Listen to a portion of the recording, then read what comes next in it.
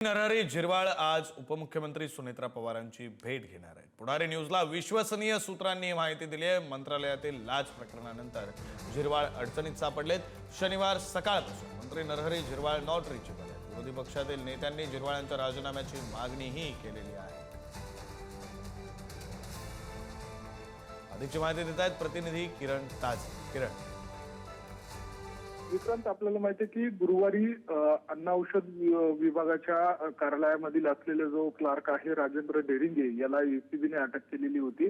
खरं तर जो परवाना रद्द केलेला होता त्याला स्थगिती देण्यासाठी अपीलीय जो विभाग आहे त्यामध्ये हा राजेंद्र डेरिंगे काम करत होता आणि अशा या सगळ्या परिस्थितीमध्ये गुरुवारी हा संपूर्ण प्रकार घडल्यानंतर शुक्रवारी दिल्ली दौऱ्यावर गेलेले मंत्री नरहरी झिरवाळ हे दुसऱ्या दिवसापासूनच म्हणजे शनिवारपासूनच नॉट रिचेबल झालेले आहेत।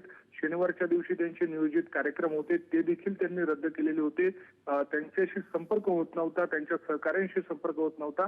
अशा सगळ्या परिस्थितीमध्ये अडचणीत सापडलेले मंत्री नरहरी झिरवाळ हे उपमुख्यमंत्री सुनेत्रा पवार यांची भेट घेणार असल्याची माहिती आपल्याला मिळालेली आहे। त्यामध्ये प्रामुख्याने आजच्या दिवशी ही दुपारनंतर ही भेट होणार असल्याची माहिती मिळते।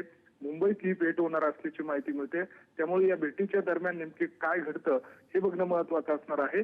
मात्र एकूणच झिरवाळ यांच्या कारभाराच्या या संपूर्ण प्रकरणामध्ये विरोधी पक्षांनी देखील त्यांच्या राजीनाम्याची मागणी केलेली आहे। त्यामुळे झिरवाळ नेमकी काय भूमिका घेतात हे बघणं महत्त्वाचं असेल। विक्रांत, धन्यवाद किरण दिलेल्या सगळ्या माहितीसाठी।